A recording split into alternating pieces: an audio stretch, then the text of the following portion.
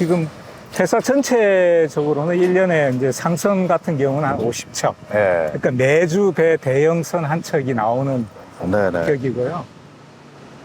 3분의 1 정도는 가스선, LNG하고 LPG선. 네. 그 나머지 이제 화물선, 컨테이너선도 있고, 탱커는 없습니다. 오일 캐리어는 아주 네. 주로 그런 종. 대부분이 이제 가스선이라고 보시면 중국이 많이 지금 따라오고 있어요. 8년 전까지 저희가 이제 슬롯이 다 차다 보니까 중국에서 이제 그 넘치는 물량을 가져간 거죠. 근데 이전에 비하면 뭐 엄청 많이 따라왔죠. 저희는 또 격차를 또 벌려야 되기 때문에 또 새로운 기술 개발하고 그다음에 연료 효율, 네. 그 운용 비용이 작게 들어가는 성종을 개발을 해서 이렇게 저희들 영업을 하고 있습니다. 이 좌측에 네. 보이시는 저희가 도크가 예. 드라이 도크라고 그럽니다. 이게 이제 건조 도크. 네네네. 가 크게 두 개가 있는데 예. 하나는 대형 예. 함정, 예. 우리 이지스 구축함이라고 하는 저기 큰 함정들, 네네. 그다음 중소형 함정은 여기서 이제 전문으로 짓고 있습니다. 1인 한 2척 내지 3척. 뭐 실제로 많이 할 때는 4척, 5척도 하는데 평균적으로 한 3척 정도 되는 것 같습니다. 저 배가 이제 저희들 전 세계에서 가장 큰 이지스 구축함. 저게 2번 함이고, 예. 다산 정약용함이고, 예. 이제 이 3번 함이고, 아직 이름은 안 지어졌습니다. 지금 여기서는 한 2달 정도 되면 예. 대부분의 블럭들이 다 올라가게 됩니다. 그러면 외형은 저렇게 다 꾸며지게 됩니다. 1년 후면, 이 상태에서 1년 후면 저렇게 되는 거죠. 1년 정도밖에 안 걸려요. 그러니까 전 세계에서 저희가 제일 건조를 빨리 한다? 전 세계에서 가장 강력한 전투함. 네. 이지스 구축함을 3개 나라에서 만듭니다. 미국, 네. 그게 원조죠.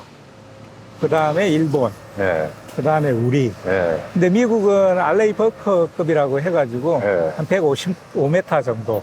저희들보다 좀 작습니다. 저희는 170m 정도 하고 그래요? 있고요. 일본은 저희보다 비슷한데 저희보다 조금 작습니다. 그래요? 예. 야마급이라고 하고 저희는 정조 대왕함급이라고 부르고 있습니다.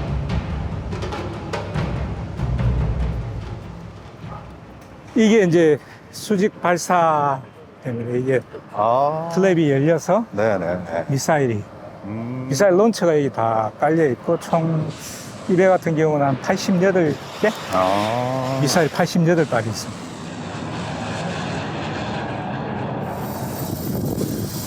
어마어마하네요. 잘생겼죠? 예. 이게 우리 155mm 포입니다.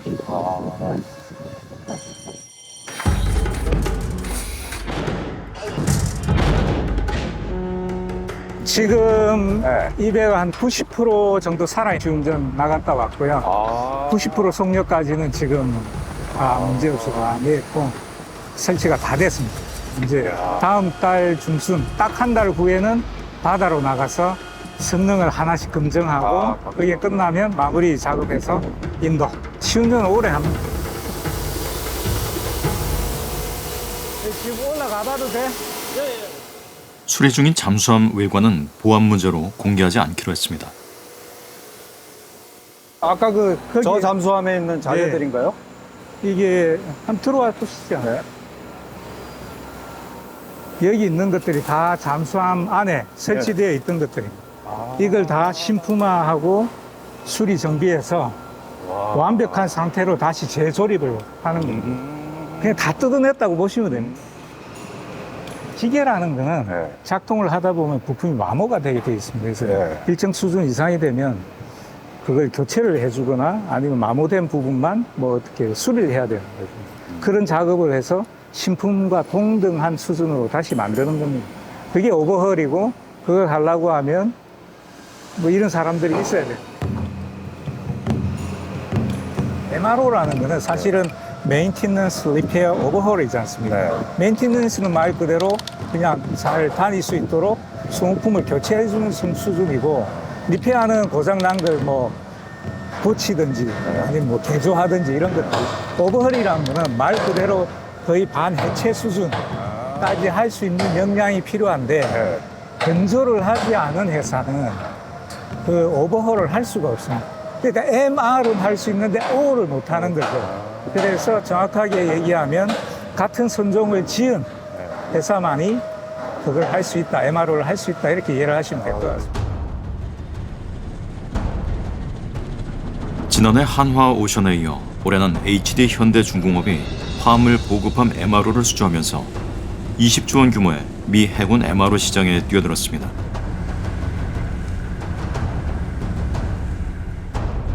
미국은 왜 우리한테 MRO를 맡기는 걸까요?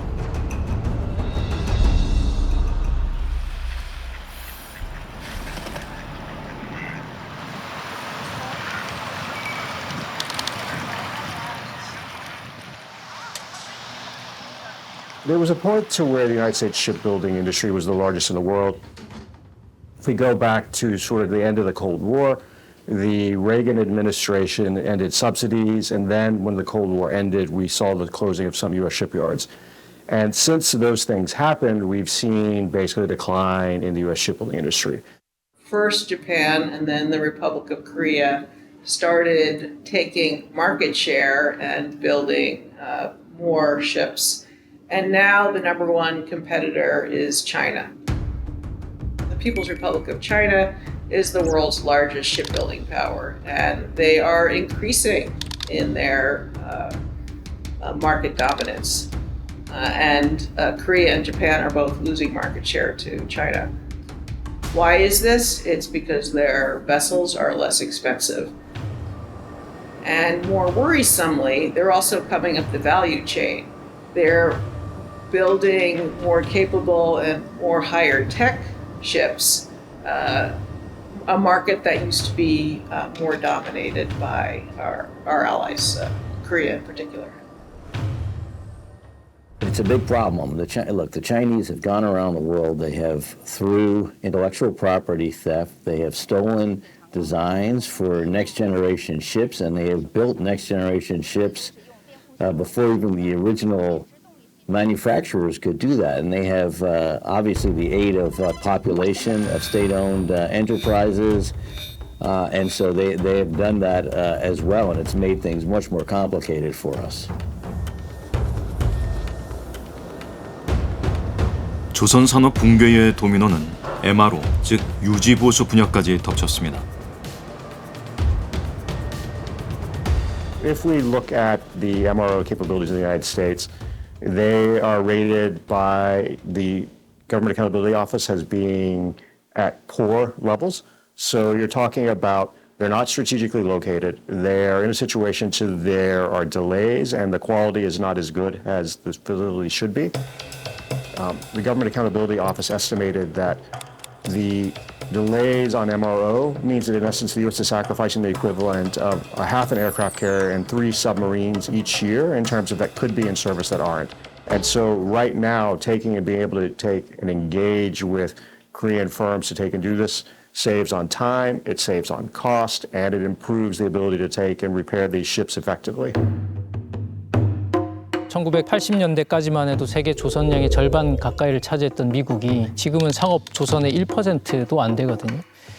이 단순히 건조 능력뿐만 아니라 MRO 능력, 그러니까 유지 보수 능력까지 부족해서 이게 어디까지 영향을 미치냐면 전투함, 잠수함, 그게 새로운 전투함을 건조하는 능력까지 영향을 미치는 겁니다. 이게 많은 지연을 가져올 수밖에 없는 거죠. 반면에 중국은 굉장히 가파르게 함정 대수를 늘리고 있고 또 민간과 군의 조선선을 통합해서 대량 생산 체계를 구축했습니다. 그러니 미국과 중국의 이 함정 대수에는 이미 역전된 지 오래고요. 그러니 이 인도태평양 지역에서 영향력을 확대하려고 하는 미국의 입장에서는 동맹국의 힘이 굉장히 필요한 상황입니다. 인도양과 태평양을 아우르는 인도태평양 지역은 전 세계 해양 면적의 40%를 차지하고 있습니다.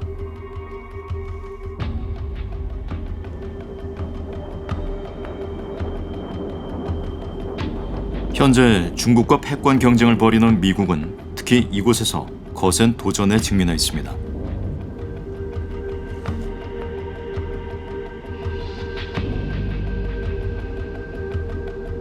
The growth in the South, the PLA Navy, the growth in the artificial islands that the Chinese have built in the South China Sea, China's ability to project power not just through its Navy, but through its Coast Guard, which is essentially an arm of the Chinese military.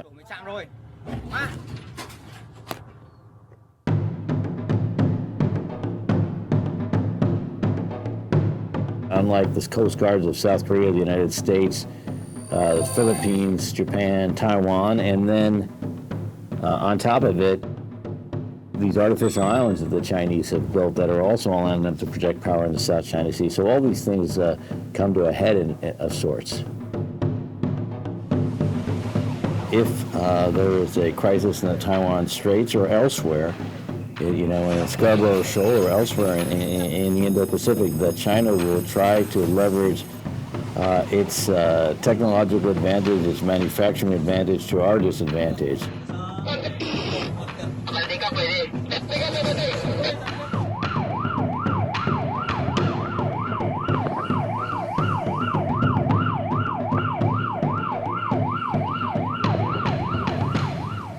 결국 조선업 부활이 해양 패권 경쟁에서 다시 우위에 설 수 있는 전제 조건인 것입니다.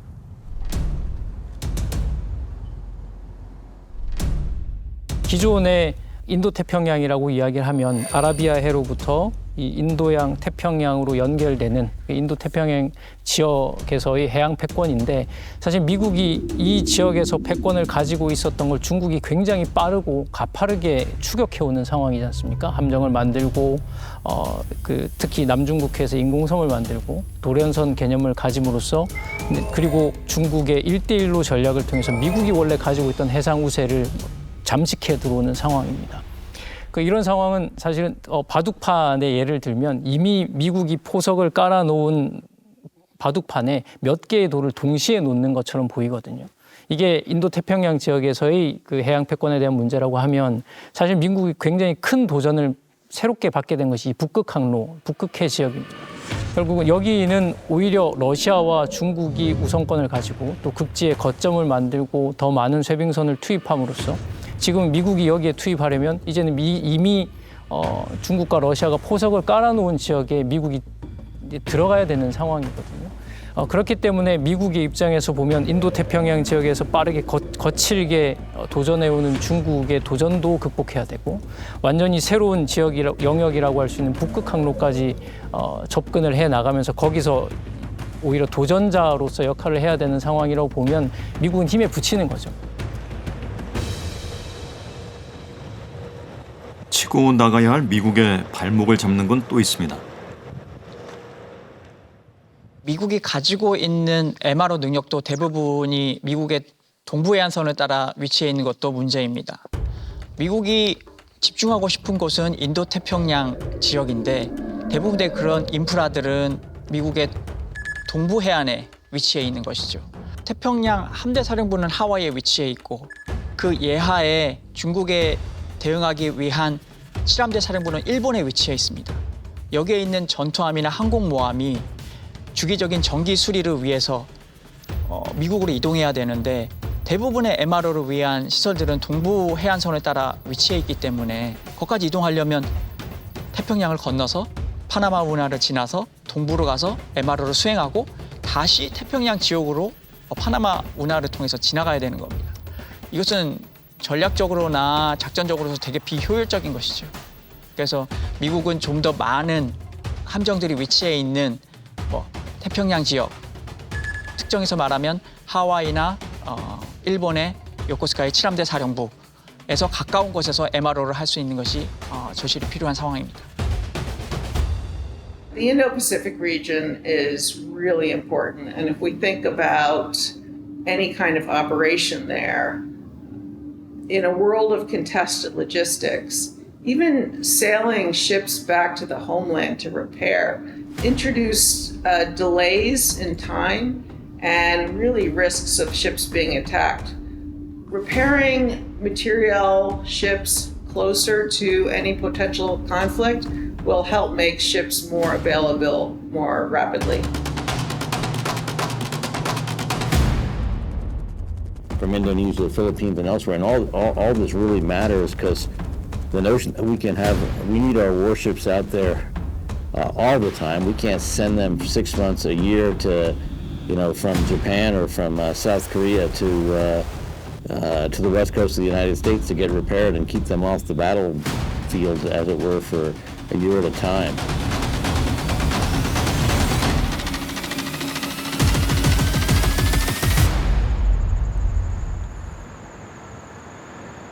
미국이 조선업을 살려야 하는 또 다른 이유도 있습니다.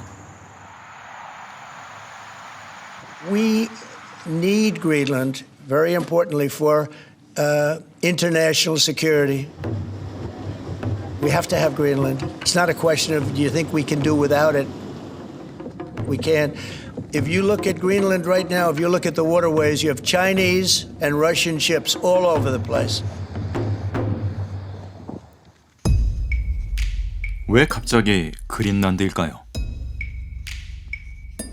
왜 러시아와 중국의 기선을 빼앗긴 북극해에 뛰어드는 걸까요? President Trump wants the U.S. to be the dominant energy exporter around the world.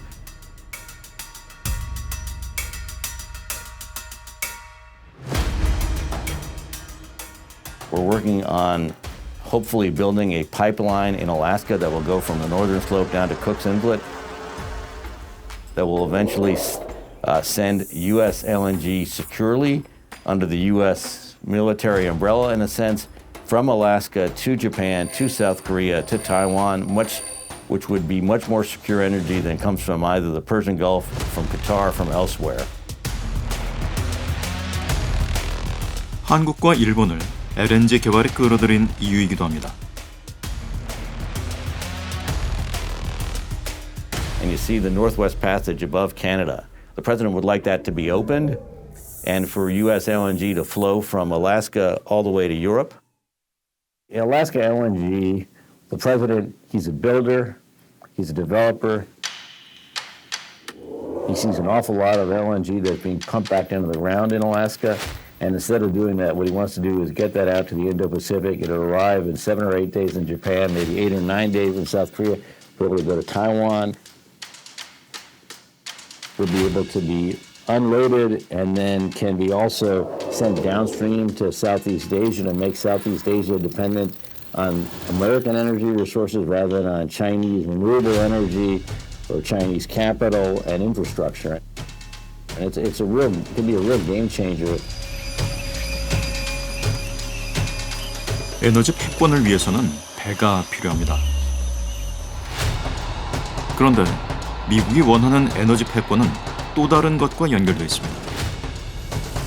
President Trump created the Energy Dominance Council because the president understands that U.S. energy dominance is critical to winning the AI war.